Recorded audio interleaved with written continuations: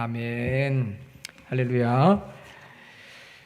우리 한국인이면 어제 오늘 또 앞으로 며칠 또 계속해서 좀 슬프고 또 집단적으로 좀 우울할 것 같습니다. 여러분이 고국에서 들려온 이태원 참사 소식을 보고 또 들으셨을 거예요. 오늘 황 장로님께서 기도 잘 해주셨습니다.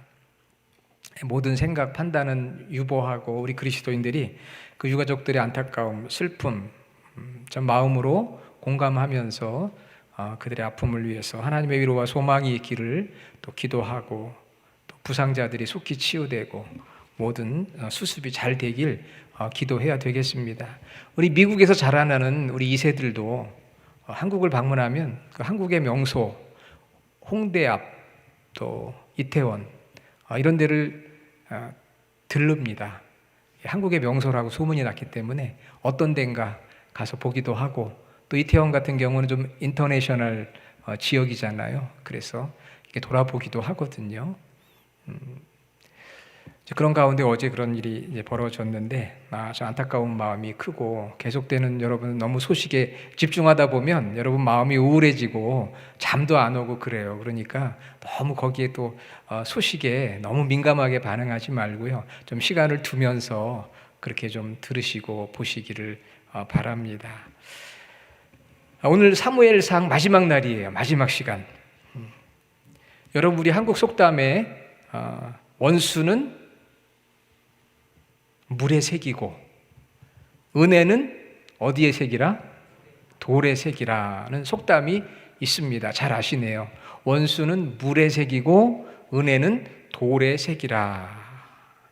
다시 말하면 원수는 잊고 은혜는 기억하라는 말씀이죠. 그런데 우리는 살면서 그게 잘 안 되더라고요. 거꾸로 할 때가 참 많아요. 원수는 돌의 색이고 은혜는 물의 색입니다.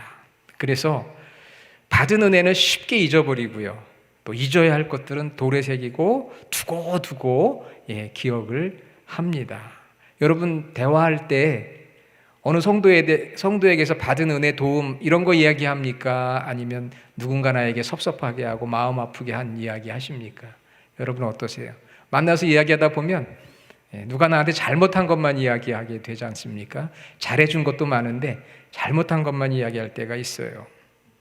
상처받은 얘기, 또 미움과 원망. 그러다 보면 마음에 이 쓴 뿌리가 계속 깊어져서 이 삶이 행복하지가 못해요. 그러니까 마음에 무엇을 새기느냐, 참 은혜를 새기고 또 감사하고 그런 행복한 삶이 되기를 간절히 원합니다. 자, 오늘 우리가 함께 읽었던 이 말씀을 왜 여러분이 들어야 될까요? 성경에 기록이 되어서 순서가 되어 하나님이 주신 은혜가 있으니까 오늘 들어야 되지만, 은혜를 갚는 것, 오늘 설교 제목이 받은 은혜를 갚는 자, 받은 은혜를 갚는 사람, 이런 뜻이죠. 받은 은혜를 갚는 것은 하나님의 뜻이에요. 이 성경의 스피릿, 정신입니다. 은혜를 베푸는 자는 그것을 감추고, 오른손이 한 일을 왼손이 모르게, 왼손이 한 일을 오른손이 모르게. 그래서 은혜를 베푸는 사람은 그것을 감추고 사실은 베푼 것에 대해서 잊어도 괜찮아요. 그게 성경의 정신입니다. 그렇지만 은혜를 받은 자는 갚는 자가 되라. 이것이 또 성경의 정신이에요. 그러니까 베푼 건 잊어버리고 내가 받은 거는 기억하라는 거죠. 오늘 그 사무엘상 마지막 날인데요.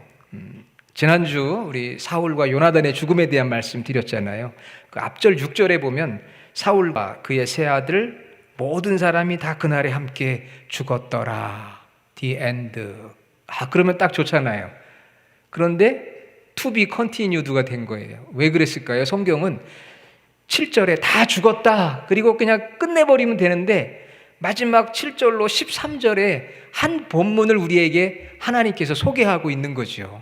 그 이유가 있지 않겠습니까? 그것은 바로 은혜를 갚는 자가 되라 라는 하나님의 그 간절한 마음이 담겨져 있는 거예요. 죽었더라라고 끝났으면 좋은데 그것이 아니고 하나님은 죽었더라 하고 뒤에 은혜를 갚는 거에 대해 말씀을 하고 있습니다. 다시 말하면 죽은 사울의 은혜를 받은 자들이 있었다는 거예요. 그리고 사울의 은혜를 받은 자들이 사울에게 은혜를 갚는 장면이 이 사무엘상 마지막 본문입니다. 하나님은 이런 삶을 원하시는 거죠. 은혜를 갚는 자가 되라. 어떻게 갚는 자가 되어야 하겠습니까? 여러분 설교 노트 오늘 셀 모임에 잠시 나눌 수도 있으니까 오늘은 특별히 다른 주일보다 정신을 바짝 차리고 메모하시면 좋을 것 같아요. 은혜를 갚는 자, 첫째는 받은 은혜를 기억해야 된다. 할렐루야. 기억해야 된다. 잊지 말아야 하는 거죠. 저희 아버지와 할아버지의 이야기예요. 저희 아버지께서 이제 3년 전에 소천하셨는데 이렇게 간증한 내용을 영상으로 찍어 제가 보관하고 있는데 거기에 그런 말씀이 나오는데 저희 아버지가 그 어린 시절에 가난하고 힘들었습니다.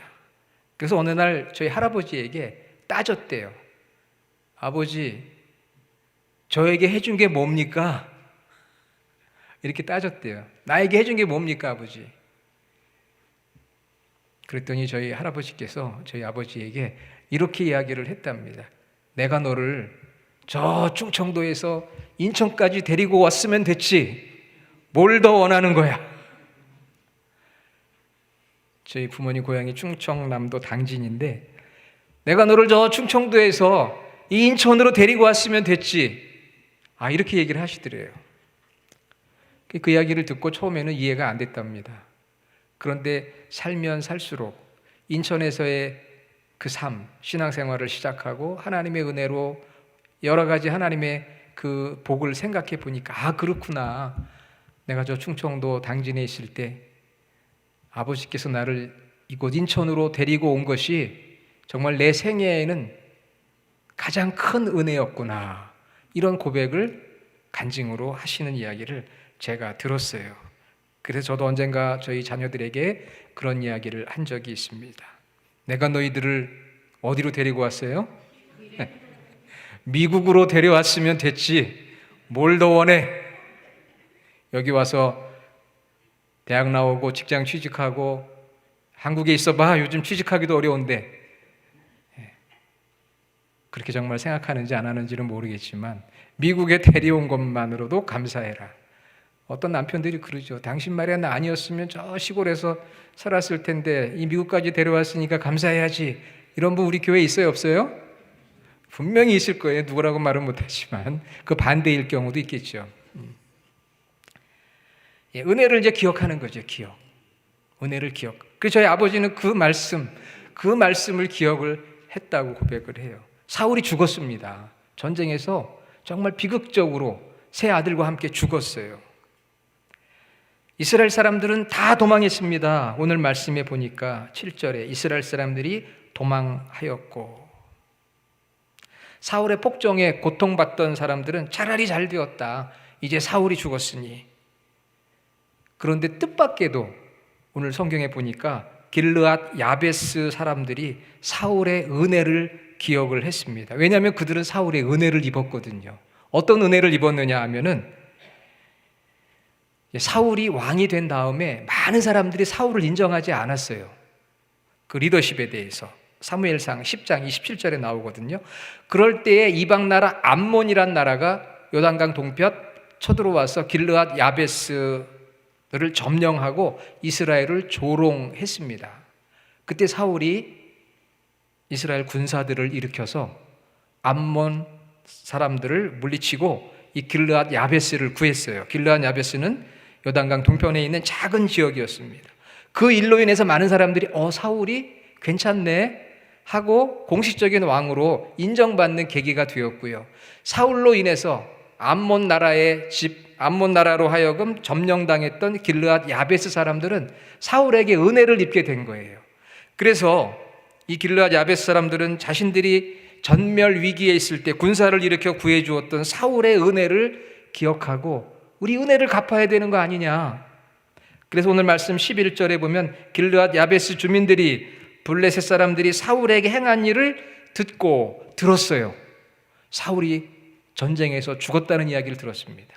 여러분, 은혜를 갚으려고 해도 그 사람이 죽었는데 어떻게 은혜를 갚겠어요? 그래, 우리 은혜를 갚아야지. 자, 우리 마을에 사울을 조문하는 조문소를 차리고 우리 가서 절하고 그렇게 합시다. 그럴 수도 있어요. 그렇지 않겠습니까? 사울이 죽었을 때 모두가 외면했어요. 왜? 사울이 정치를 잘 못했습니다. 모두가 외면했습니다. 모두가 사울을 욕했습니다. 뭐 잘한 게 있다고. 그러나 블레셋 길르앗 야베스 사람들에게는 한 가지 우리를 구해준 게 있었어요. 많은 사람들은 그래요. 99가지를 잘해도 한 가지를 못하면 그 한 가지 때문에 그 사람하고 관계가 틀어집니다. 그러나 길르앗 야베스 사람들은 사울이 다 못해서 인정받지 못하고 전쟁에서 비참하게 죽었지만, 그러나 우리에게 해주었던 그 한 가지 은혜, 암몬으로부터 우리를 구해주었던 그 한 가지 은혜를 기억했습니다. 그래서 우리가 은혜를 갚아야 되지 않겠느냐. 99명이 욕을 해도 내가 받은 은혜가 하나 있을 때 나는 감사할 수 있는 것이 바로 오늘 길르앗 야베스 사람들의 은혜 갚는 모습이었습니다. 이것이 그리스도인의 다른 모습이죠. 남들은 다 손가락질을 해도 그래도 내가 그 사람을 품을 수 있는 마음, 그것이 바로 그리스도인의 마음입니다. 받은 은혜를 잊지 않고 기억했던 길르앗 야베스 사람들의 이 마음, 사울이 죽었거든요. 죽었는데 무슨 은혜를 갚아요? 그냥 끝이죠. 그런데 은혜를 갚아야지 하는 마음이 들었다고 하는 거예요. 대단하지 않습니까, 여러분? 작은 마을이고요, 이방인 취급받던 사람들이에요. 그런데 은혜를 기억했어요. 여러분, 학식이 많고 재력이 많고 권력이 많은 사람들이 은혜를 더 잘 갚을까요? 그렇지 않아요. 때로는 무시당하고 힘들고 어려운 사람들이 은혜를 잘 갚는 것을 우리는 압니다. 자, 받은 은혜를 갚으려면 기억을 해야 돼요. 나에게 어떻게 했는지 한 가지라도 생각해 보면 있습니다. 99가지를 잘못했어도 한 가지는 있을 수 있거든요. 그런데 그 한 가지를 붙드는 것이 바로 그리스도인의 자세인 거죠. 두 번째는 희생이 있어야 됩니다. 12절과 13절에 보니까 길르앗 야베스 사람들이 기억을 했어요. 들었어요. 그리고 어떻게 했습니까? 12절, 모든 장사들이 일어나서, 용감한 그런 군인들 일어나 밤새도록 달려갔습니다. 왜 밤에 갔을까요? 블레셋 사람들이 있기 때문에 낮에 가다가는 큰일 납니다. 그러니까 밤에 달려갔어요. 약 13마일 정도. 힘과 용기가 있는 사람들이, 지형이 험하고 블레셋 사람들이 지키고 있었기 때문에 감히 갈 수가 없어요. 그런데 이들이 밤새도록 달려갔습니다. 그리고는 그곳에 가서 사울의 시체와 아들들의 시체를 성벽에, 그 블레셋 사람들이 그 성벽에 못 박았거든요. 그 시체를 찾았어요. 그리고는 돌아와서 화장을 했습니다. 왜 화장을 했느냐? 이미 시체가 많이 손상되었고 부패되었기 때문에 매장하기에는 적절하지가 않고요. 또 시체를 매장할 경우 블레셋 사람들이 다시 찾아서 시체를 파내어 모욕을 가할 수가 있기 때문에 그냥 화장을 하고요, 에셀 나무 아래에 장사 지내고 7일, 완전한 수죠. 정말 안타까운 마음으로 애도하고 애곡하는 이 길르앗 야베스 주민들의 모습을 보게 됩니다. 여러분, 이해타산을 생각했다면 그 밤에 갔을까요? 왜 갑니까? 이미 죽었는데. 우리가 어떻게 할 수가 없잖아요. 잘못하면 우리가 오히려 블레셋 사람들에게 크게 화를 당할 수가 있는데, 계산기를 두드려 보니까 이거 이해타산에 맞지가 않아요. 하지만 위험했지만 희생을 각오한 거예요. 그러니까 은혜를 갚는 데는 희생이 필요합니다. 내 거 다 하고 할 수가 없어요. 희생이 필요합니다. 위험하지만 도전했습니다. 용기를 가지고. 합리화시킬 수도 있어요. 비록 사울이 우리에게는 뭐 한 번 도와준 거 있지만 그리고 나서 뭐 잘한 게 있어? 이렇게 생각할 수도 있겠죠. 우리를 구해준 것도 자기가 왕이 되려고 실력 한번 발휘한 것 뿐이지 사실 우리를 뭐 사랑해서 우리를 도와주려고 했을까? 이러면서 얼마든지 비판하고 합리화할 수도 있지 않겠습니까? 하지만 그렇게 하지 않았다는 거죠. 내 유익보다는 사울이 지금 모욕당하고 있는 그 모습을 보면서 용기 있는 군인들이 그 밤에 달려가서 사울의 시체를 다시 찾아옵니다. 희생이 있었던 거죠. 그러니까 은혜를 갚으려면 무언가 내 자신의 희생적인 노력이 있어야 합니다. 아무런 희생도 없이 어떻게 은혜를 갚을 수가 있겠어요? 자, 세 번째는 이 은혜를 갚는 자는 결국 복의 통로가 됩니다. 복의 통로. 복의 통로. 여러분, 이번 이태원 참사 사건을 보면서 그 많은 사람들이 왜 죽었을까요? 통로가 막혀서 그래요. 통로가. 그 길목, 좁은 통로가 사람들이 오고 가야 되는 길이 너무나 수많은 인파로 꽉 막혀버리니까 거기서 결국 참사가 벌어진 거 아니겠습니까? 누군가라도 오고 갈 수 있는 길을 텄다면 그러진 않았을 거예요. 막히면 죽는 거예요. 우리 피도 그렇잖아요. 피도 막히면 사람이 죽습니다. 뭐든지 서큘레이션이 돼야 되거든요. 막히면 죽어요. 복의 통로. 내가 받은 복. 이 길르앗 야베스 사람들이 사울로부터 복을 받았어요. 그리고 받은 것을 되갚았어요. 이게 주고받는 역사가 있는 거거든요. 받은 것으로 끝나버린다. 여러분, 사해가 요단강물을 받아서 그걸로 끝내버리니까 죽은 바다가 되는 거거든요. 흘려보내야 되는데 받은 복을 흘려보내야 되거든요. 그런데 이게 서큘레이션이 안 되니까 결국 거기서 참사가 벌어지고 죽게 되는 것이고 더 이상의 영향력이 없는 거죠. 길르앗 야베스 사람들은 받은 은혜를 정말 갚았어요. 주고 받고 주는 그런 통로가 되었는데 그것으로 인해서 이 길르앗 야베스 사람들은 복의 통로가 될 수가 있었습니다. 그래서 사무엘하 2장 4절로 6절에 보면 다윗이 나중에 왕이 될 때 뭐라고 이야기하느냐? 이 길르앗 야베스 사람들을 축복합니다. 이 선한 일을 내가 너희에게 갚으리라. 하나님이 은혜와 진리로 너희들을 축복하실 것이다. 그래서 오늘 우리가 이 사무엘 상의 말씀을 읽으면서 이 길르앗 야베스 사람들의 이 은혜 갚는 모습을 마음에 새기면서 나도 부족하지만 이게 하나님 뜻이라면, 이게 성경의 정신이라면 그렇게 해야 되겠다, 이런 마음이 드는 거 아니겠어요? 그들이 복을 갚는 자가 됐으니까, 받은 은혜를 갚는 자가 됐으니까 성경에 기록이 되었고 다윗에게 축복을 받았고 하나님의 복을 받고, 오늘 우리도 약 3,000년이 지난 지금 우리도 이 말씀을 들으면서 그래, 나도 받은 은혜를 갚는, 그래서 복의 통로가 되고 받은 은혜를 갚는 복의 통로가 되어야 되지 않을까. 선순환을 일으키는 사람, 그러니까 은혜를 받고 은혜를 갚으면 그것으로 인해서 복이 서큘레이션이 되는 거예요. 막히는 게 아니라. 이스라엘을 하나로 묶는 접착제가 되었다는 거예요. 길르앗 야베스 사람들의 행동을 보면서 많은 사람들이 생각하지 않았겠어요? 야, 나보다 낫구나, 저렇게 해야 되는데 하면서 사람들의 마음속에 감동이 생기고 그것이 한 민족을 접착시키는 접착제가 되었다고 하는 것이죠. 그것이 바로 복의 통로가 되는 것입니다. 한국 강원도 춘천에 작은 분식집이 있습니다.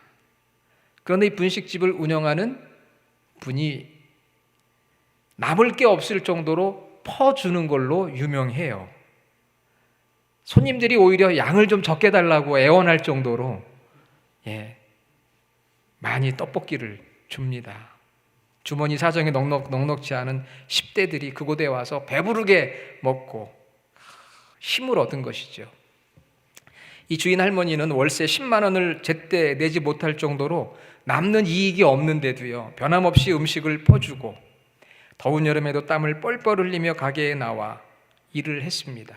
그런데 이곳이 재개발이 되게 되었고 가게를 그만둬야 될 상황이 됐습니다. 이제 분식집이 문을 닫게 됐어요.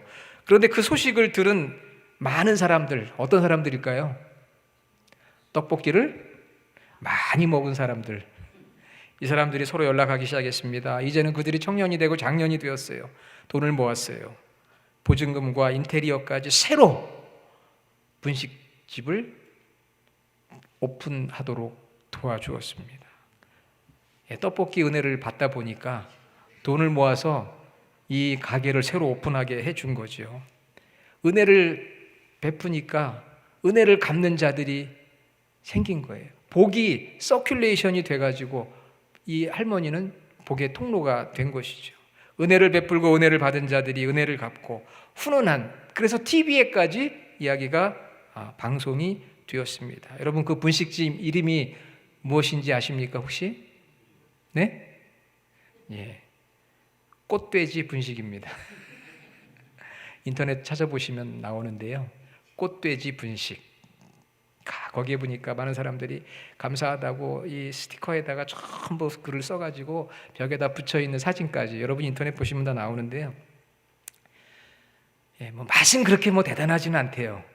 하지만 이렇게 퍼주는 걸로 많은 사람들이 너무 고마워해서 결국 이 가게가 문을 닫지 않고 다시 오픈이 돼서 재개장이 되어서 이렇게 매스컴을 타게 되었다고 하는 것이죠. 은혜를 베푸니까 은혜를 갚는 자들이 있고, 은혜를 갚으니까 또 은혜를 베풀게 되고, 이게 복의 통로인 거예요. 여러분 요즘 사람과 사람 사이가 점점 단절되어 가고 있습니다. 우리 교회도 마찬가지예요. 관계를 뭔가 좀 결속시키는 이 본드 같은 접착제가 있어야 되는데 그게 뭐냐? 바로 은혜를 잊지 않고 기억하고 감사하고 갚는 거. 그게 바로 강력한 접착제인 것이죠. 여러분 이제 11월이 다가오는데요. 감사의 절기. 지난 1년 동안 내가 무엇을 감사할까? 한 가지라도 있지 않겠습니까? 남들은 그 사람을 다 욕해도 나는 감사할 게 있을 수 있거든요. 기회가 되는 대로 길르앗 야베스 사람들의 이 은혜 갚는 모습이 오늘 성경에 기록된 것, 바로 우리에게 주시는 말씀이에요. 그랬대더라가 아니라 나에게 주시는 말씀이구나. 그러나 무엇보다도 우리가 일평생 감사하며 또 살아야 하는 그 갚아야 될 은혜, 사실 뭐 우리가 얼마나 갚겠어요. 바로 그것이 구원의 은혜 아니겠습니까? 구원의 은혜. 오늘 종교개혁 505주년인데요 마르틴 루터의 종교개혁, 거기에 5가지 원리가 있잖아요. 오직 믿음, 오직 성경, 오직 하나님의 영광, 오직 그리스도, 오직 은혜. 하나님의 은혜로 우리가 구원받았어요. 하나님의 은혜에 우리가 믿음으로 또 응답했어요. 그 자체가 은혜죠. 우리가 은혜로 구원받아 하나님의 자녀가 된 것을 기억할 때 우리도 하나님 앞에 감사하고 은혜를 기억하고 은혜를 갚는 자가 되어야 합니다. 길르앗 야베스 사람들이 희생정신을 가지고 사울의 시체를 거두어 장사 지내 주었던 것처럼 우리는 무엇으로 하나님의 은혜를 갚을 수 있을까? 그것을 잊지 말고 감사하면 내가 할 수 있는 것이 무엇일까? 점점 마음이 식어가고요. 감사보다는 원망이 많고 불평이 많고 그렇습니다. 그런 시대에 우리가 살아가는데 오늘 이 사무엘상을 마치면서 하나님 우리에게 주시는 것은 받은 은혜를 갚자. 사람에게 뿐만이 아니라 하나님의 그 구원의 은혜, 내가 갚는다고 얼마나 갚고 내가 한다고 얼마나 하나님이 그것에 만족하실까 이런 생각이 들지만 그래도 내가 할 수 있는 거, 계산기 두드리는 것이 아니라 내가 할 수 있는 게 무엇일까? 하나님의 교회를 위해서, 하나님의 나라를 위해서 내가 할 수 있는 게 무엇일까? 여러분 은혜를 기억해야만 우리의 헌신도 기쁨이 있고요. 또 우리가 자원하는 마음으로 하게 되고 감사하는 마음으로 하게 돼요. 은혜가 떨어지면 모든 게 부담이고 힘들고 어려워요. 그래서 여러분들이 무엇보다도 십자가의 구속의 은혜, 대속의 은혜를 늘 여러분들이 기억하고 잊지 않으면서 그리스도의 몸된 교회를 위해서 또 그리스도를 전하는 그 사역을 위해서 저와 여러분들이 앞으로 더 귀하게 은혜를 보답하고 은혜를 갚는 쓰임받는 복된 성도의 삶이 되기를 주님의 이름으로 축원합니다. 아멘.